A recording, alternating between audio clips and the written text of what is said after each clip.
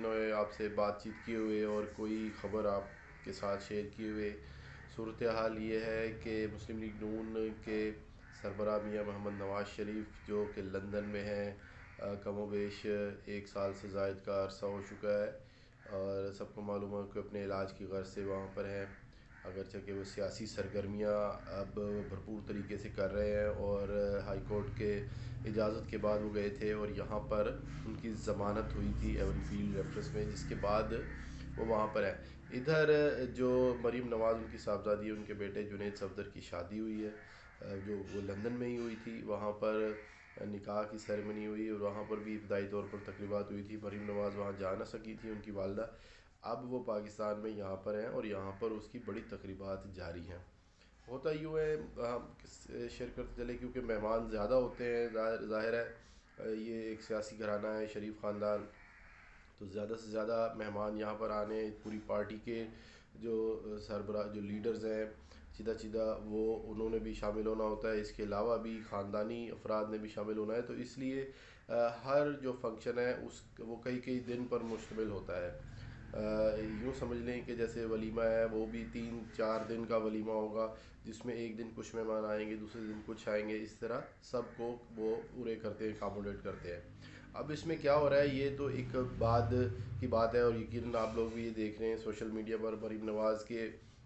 جو خبریں آ رہی ہیں اس حوالے سے، جو تصاویر وہ شیئر کر رہے ہیں وہ گنگنائی بھی ہیں، پہلے ہم نے بھی وہ شیئر کی تھی. یہ یقیناً ان کا حق ہے، ایک والدہ اپنے بیٹے کی خوشیوں میں شامل ہوتی ہے تو وہ تمام ارمان پورے کرتی ہیں.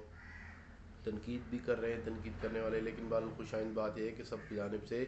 سیاسی و غیر سیاسی جانب سے ان کو مبارکبادی دی جا رہی ہے. تو ہم بھی ان کو مبارکباد دیتے ہیں کہ وہ ان کی خوشیاں مبارک ہوں اور وہ زیادہ سے زیادہ خوشیاں سمیٹیں اپنی اولاد کی، اپنے بچوں کی، اور وہ تمام تر معاملات ان کے اچھے رہے. اب جو سیاسی معاملات ہے، خانیوال پی پی الیکشن ہو رہا ہے، ضمنی الیکشن، یہاں پر بھی بڑی گہما گہمی ہے. ایک بار پھر یہاں پر جو صورتحال ہے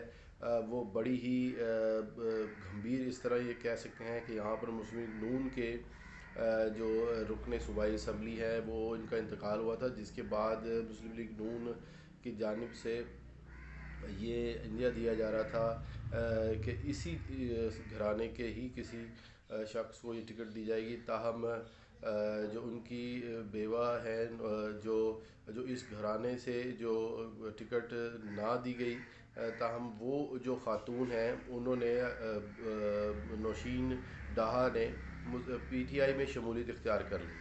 تو یہ بڑی ایک دلچسپی ہے یقیناً اس میں کہ مسلم لیگ نون آسانی سے یہ نشست حاصل کر لیتی اگر اسی گھرانے کی کسی ان کی صاحبزادی، ان کی بیوہ یا کسی کو بھی یا بیٹے کو ٹکٹ دی جاتی تو وہ آسانی سے یہ سیٹ سمیٹ لیتے. لیکن اب وہ انہوں نے پی ٹی آئی جوائن کر لی اور وہاں سے ان کو ٹکٹ ملی ہے اور وہ یہ الیکشن لڑ رہی ہیں. تو اس حوالے سے یہ بڑا دلچسپ ہے، جبکہ تحریک لبیک بھی یہاں پر ہے اور پیپلز پارٹی ایک بار پھر یہاں پر ان پر یہ الزامات آ رہے ہیں مبینہ طور پر کہ یہاں پر جو الیکشن میں کیمپین کر رہے ہیں وہ ووٹرز کو پیسوں کے ذریعے خرید رہے ہیں، جس پر عطا تاڑڑ نے الزامات لگائے تھے اور ان پر ایف آئی آر بھی درج ہوئی. بعد ازاں ان کی ضمانت ہو گئی ہے. الیکشن ہو رہا ہے، شام کو نتائج آ جائیں گے تو یقیناً ہم وہ بھی آپ سے شیئر کریں گے، آپ کو معلوم بھی ہو جائیں گے. ادھر یہ شادی کی تقریبات جاری ہیں، مہنگائی اسی طرح جاری ہے اور اب حکومت جو منی بجٹ لائی ہے اس میں واضح طور پر انہوں نے تسلیم کر لیا ہے کہ یہ مہنگائی جو عالمی ایک سینیریو ہے اس وجہ سے ہے، جس میں پیٹرول کی پرائسز جو بڑھی تھیں اب اگرچہ کہ واپس آئی ہیں، آئل کی پرائسز بڑھنے سے، جبکہ خوردنی تیل گھی اس کی قیمتیں بھی واپس نہیں آ رہی ہیں. تو یہ اسی طرح رہیں گی تاوقت یہ کہ عالمی جو رسد ہے اس کی قیمتیں کم ہوں، کیونکہ بہت ساری اشیاء جو ہے وہ پاکستان کو باہر سے منگوانا پڑتی ہیں جو یقیناً کاسٹ کرتی ہیں، جس میں سر فہرست پیٹرول ہے، گھی ہے، آئل ہے، یہ ہے. جبکہ جب قلت کا سامنا ہوتا ہے تو غذائی جن میں گندم اور دیگر اشیاء بھی، دالیں بھی شامل ہیں، یہ بھی منگوانا پڑتی ہیں. چینی بھی جو کہ ہم خاصی پیدا کرتے ہیں وہ بھی ہمیں منگوانا پڑی، تب جا کر اس کی قیمتیں کنٹرول ہوئی تھی. کنٹرول یا جو بھی کہہ لیں کہ وہ 100 کے قریب آئی ہیں، 90 پہ مل رہی ہے باریک والی اور دوسری اس سے زیادہ. تو اسی طرح جو سیاست کے جو الٹ پھیر ہیں اس کے بارے میں یہ کہا جا رہا ہے کہ مارچ تک جو ہے وہ اسی طرح چلے گئے یہ سیٹ اپ، جس کے بعد یقیناً پی ڈی ایم نے بھی مارچ کی کال دے رکھی ہے 23 مارچ کو. بہرحال وہ اس کی ہمیں اطلاعات ہیں کہ اس میں بھی کوئی رد و بدل ہو سکتا ہے، کیونکہ پریڈ کے وہ دن ہے 23 مارچ، ایک قومی دن ہے. بہرحال یہ کال دے رکھی ہے اور فوری طور پر پی ڈی ایم کی جانب سے میں یہ سمجھتا ہوں کہ فیس سیونگ کی گئی ہے کہ انہوں نے اپنی تحریک کو ختم تو نہ کیا، لیکن ایک لمبا اعلان کر دیا. جب ضرورت ہے تحریک کی، جب ملک میں مہنگائی اور اس طرح کی بے روزگاری ہے، افراتفری ہے، افراط زر، معیشت کا بحران ہے، تب کوئی ایسا پریشر ڈالنے کی ضرورت تھی حکومت کر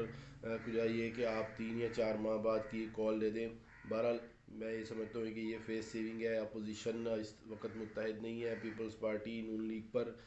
جو وہ وار کرتی ہے، اسی طرح مسلم لیگ نون بھی ان کو جوابی، اور دونوں جانب سے یہ فائرنگ جاری ہے. تو اس طرح یہ کسی بھی طرح متحد نہیں ہے، جبکہ جو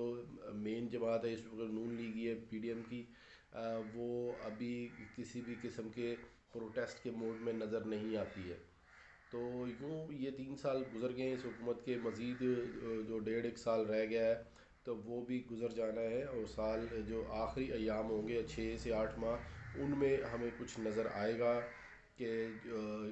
کچھ لوگ ادھر جا رہے ہیں یا پارٹیاں چھوڑ رہے ہیں، پارٹیاں بدل رہے ہیں، خصوصاً حکمراں جماعت بدل رہے ہیں.